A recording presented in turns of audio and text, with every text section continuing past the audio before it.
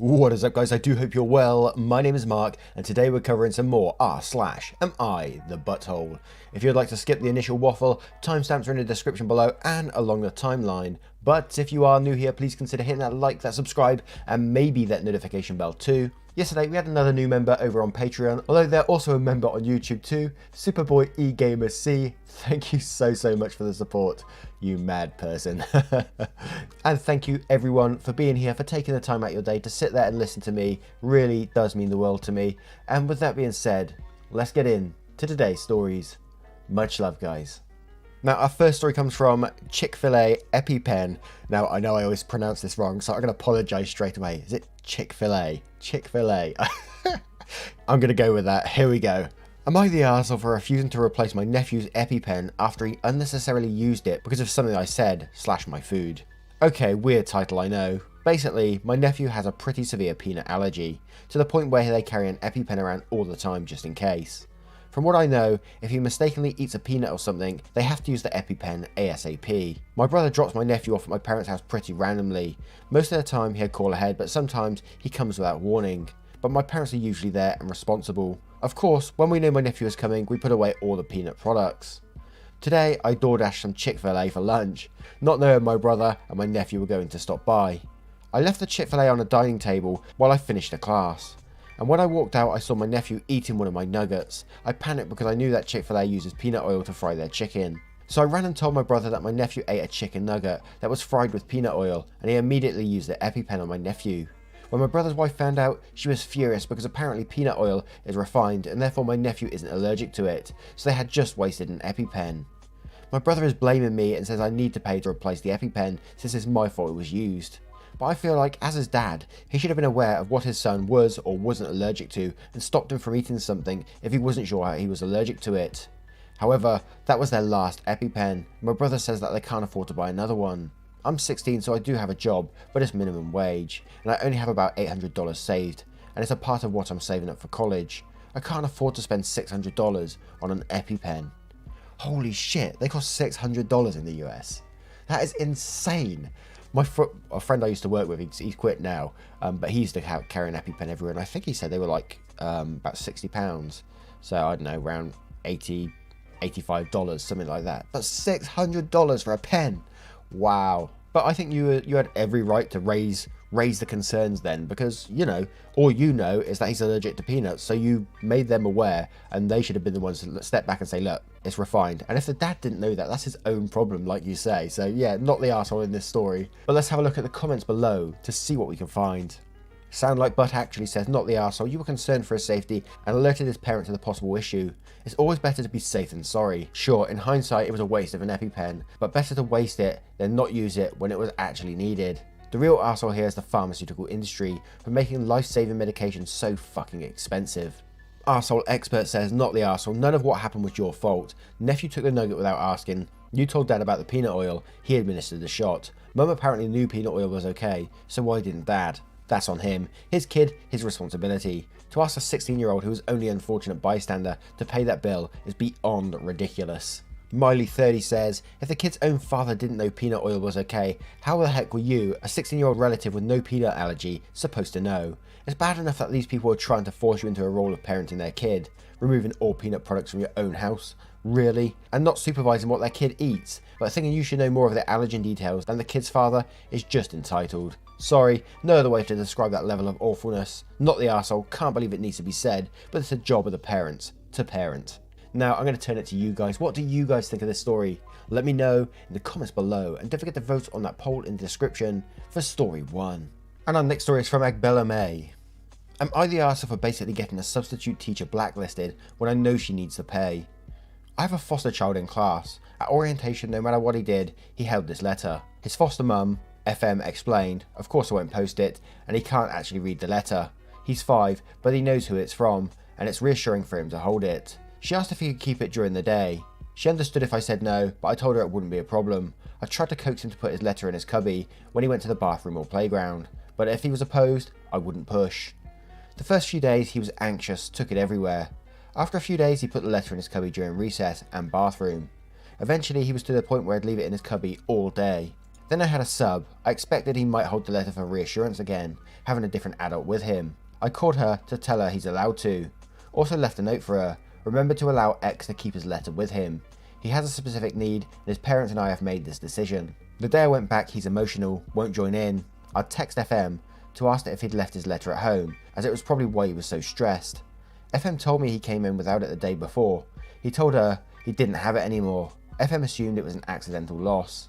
I found the letter on my desk. When I gave it back, he lit up and said, "She didn't throw it away." He said the sub told him yesterday at Circle that he had to put it in his cubby or it would go in the garbage can. I called the sub at lunch, asked, "Hey, did you have any problems with distractions in Circle yesterday?" She said everything was fine. I told her I'd found his letter and told her he was glad to have it because he thought she'd thrown it in the garbage.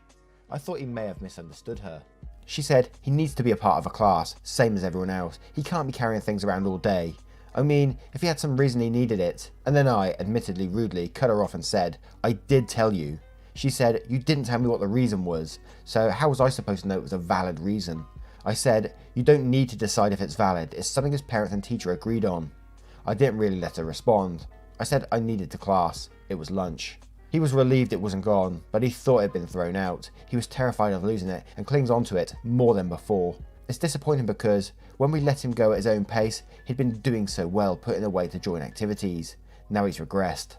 I ended up venting in the lounge and the 7 teachers got upset, said they don't feel comfortable with her as a sub because she may override what she thinks isn't valid. We call in subs ourselves, so it matters if teachers don't pick you. And then I remembered I'd heard that she applied to be a sub because her family needed cash, so I feel a bad person too. Edit, I'd never not do anything about it. Her pay is nothing compared to his emotional well-being. But I could have handled it in a way that wouldn't have basically blacklisted her. I could have talked to the principal and he would have given her some training or something that would have let her keep working but improve. Edit, wow, thank you for your awards. I can't believe I got awards. It's so nice. My kiddos are enough to reward me every single day, but it's really nice to feel the love from you guys too. Now, I gotta say, not the arsehole in this situation, just because you're looking after that child's well-being. You discussed it with a parent beforehand, and like you said, it was agreed to that he can keep this letter on in his hands as long as he needs to for his own reassurance purposes. For the sub to override your decision makes them the arsehole in this situation, in my opinion. And as you said, the kid was doing really well up until that point. So yes, you're not the arsehole in the situation, and let's go to the comments below to see what we can find. Liar's Little Pretty says, "Not the arsehole, she totally overstepped." Portable Alexis says, "Not the arsehole, you told her specifically that he could have it, and you and the parents decided that. It is never up to her to go against what the main teacher and parents decide is best. She shouldn't be a sub at all if that's the way she's going to act, because of exactly what happened. It has psychological impact for the child." Ab828 says, "Not the arsehole, this is abhorrent behaviour. She doesn't get to decide if it's a valid reason. The power trip here is phenomenal, and she shouldn't be around such small children if she's not going to listen to the teacher's instructions." To answer your edit, I don't think how you reacted was an arsehole, even if it wasn't the best and most logical way to handle it. I get feeling bad, but you're a human, and teachers often do vent to other teachers. Telling the principal might have gotten her blacklisted anyways. She has to learn her place as a sub-teacher. Now, I turn it to you guys. What do you think the teacher should have done in this situation? Gone to the principal, told her teacher friends, or just told her to her face to butt out? Let me know in the comments below, and don't forget to vote on that poll in the description. And our next post is from Just One Dad. "Am I the arsehole for making a post that hurt my bio dad? Long story, but I try to be as short as possible. When I was 19, my folks divorced after my mum admitted she'd been cheating on my dad on and off for over 2 decades because she decided she wanted to be with the other guy. And that wasn't even the worst part. She confessed to us that the man who raised me and loved me since birth was not actually my biological father. Instead, the piece of shit she was cheating on my dad with. We were both destroyed by this. I was seriously so scared I was about to lose my dad forever and that he wasn't going to want anything to do with me again. I mean, why would he, right? My dad, being the saint that he is, called me some weeks after he took some time to himself and said I'll always be his son and he still loves me. Can't tell you how happy and relieved I was. After they divorced, my dad was in a dark place for a long time. Eventually we moved past all the pain my mum caused. The guy Chris had tried to contact me since the divorce for a chance to connect with me. We only spoke once when he called and told me who he was and that he's so sorry for the pain this divorce has caused me. He said he's wanted to be in my life for years, but the situation was very complicated. I told him to fuck off and never call me again. He sent me a long sentimental text right after saying he understands that I need space and I'm his blood, so he'll wait as long as it takes until I'm ready to have a relationship. that never happened. Since then, they've tried to reach out, often through social media or my family, especially Chris. I don't know why he thought he'd become an instant dad when the truth came out. It's been 5 years and still have a great relationship with my dad. He's in a better place now and has gotten himself his first girlfriend since their divorce. Wednesday was my dad's birthday and we had dinner at his house. We took a pic together in front of his cake, which I posted on Facebook. It was a long post telling him what a great dad he is and I'm so blessed to have him in my life. Talked about him raising me and always being there, etc. I'm not friends with my mum, but another relative shared my post and she saw it. She commented on it and said this really hurt Chris's feelings and I purposely made a post knowing it would be shared and they'd see it. She went on a long rant about how he's tried for years to be a good dad and I'm letting my resentment prevent us from having a good father-son relationship. I blocked her right away. My grandparents said they also agree that it seems like I made the post with the intention to spite my real dad because there was a good chance they were going to see it. While I hate Chris, I didn't make this post with him in mind. This was to celebrate my dad's birthday, but the fact I made it about him being my father, who was always there for me, seems like I was purposely trying to be a dick and hurt Chris. Was I the arsehole because my post was hurtful to him? You know, that post had nothing to do with Chris. In my opinion and the way this story comes across, Chris is just nobody. He's nothing to you. He's not your dad. He may be blood, but he's not your dad. Your dad is the man that's raised you all your life and still takes care of you right now. And the fact that your mother and this dude played games for over 2 decades and hurt you and your father that way is ridiculous. In my opinion, they deserve what they get from this beat, to be quite honest. To cheat for 2 decades. 2 decades to play someone. That is ridiculous. Wow. Let's go to the comments below to see what they say down there. Christina0001 says, not the arsehole, and maybe you should block this shit-stirring relative who shared the post with your mum. Ryan's Fresh Press says, not the arsehole. Your relationship with your dad has nothing to do with Chris. You still wouldn't be the arsehole if you made t-shirts that say, fuck Chris, and wore it to Thanksgiving. Because honestly, fuck Chris. Sauteed Red Onion says, not the arsehole. I would respond with, I don't give a shit about Chris's feelings, and go no contact with those people. And Minucha says, not the arsehole. It's not about Chris, and you've made that abundantly clear. Chris may have donated some chromosomes, but your dad is your father in every other sense of the word. Have you considered initiating an adult adoption? If you don't have a legal spouse, there may possibly be a situation in which Chris could wind up making medical decisions for you. It's a slim chance, but if you were incapacitated and your mother wasn't available, Chris would be considered your father in that case. I'm a nurse and I've seen stranger things happen. I'm also a former stepmom and I adopted my son when he was 23. And OP replied below and I think they're going to look into it. Thank goodness, right? Anyway, what do you guys think of this story? Let me know in the comments below and don't forget to vote on that poll in the description for story 3. And our next story comes from Friends Will Be Friends. Am I the arsehole for not wanting to clean my boyfriend's parents' home? I, 25 female, live with my boyfriend, 27 male, on one of his parents' house. They live in the countryside and aren't really into living in the city. So as my boyfriend was living alone, I decided to live with him, since we don't have to pay rent and this house is pretty central, which means going out and public transportation are pretty easy to get. His parents are okay with me living here for free. We used to have a cleaning lady come once a week. She then had to have heart surgery and has no longer contacted his parents. As my boyfriend works a lot during the week and is allergic to dust, I end up dusting off the house and not much else. Sure, I'd love to live in a home where everything is 100% clean, which we did when the cleaning lady came, but I also do work a lot. We just don't want that kind of trouble, I guess. We clean the house fully maybe once a month or once every 2 months. Of course, we do the important things like laundry, dishes, cooking, changing sheets, etc. A few days ago, his parents came over and had lunch with us because they were having a meeting nearby. They're both lawyers. They weren't particularly fond of the state the house was in. They're very conservative, neat people who hate messes. Windows weren't shining, clothes weren't properly folded, etc. They said something like, well, friends will be friends. If you want to live with our son, we assumed you'd, pay more attention to homemaking, I was a bit shocked that I'm expected to have that responsibility, so I said, well, sure, but I do work a lot and I don't have time to do it more than once a month. They chucked, but I could tell they weren't happy with what I said. I get I'm here for free. I get my boyfriend works a lot too. I get this isn't my home, but I didn't expect this. The reason they're not hiring a new cleaning lady is because due to COVID, they have less money, which means they're fine with saving that amount of money every month, possibly because they assumed I would take care of it, and the cleaning lady had been here for a decade, so they don't really want to trust someone new. So, am I the asshole?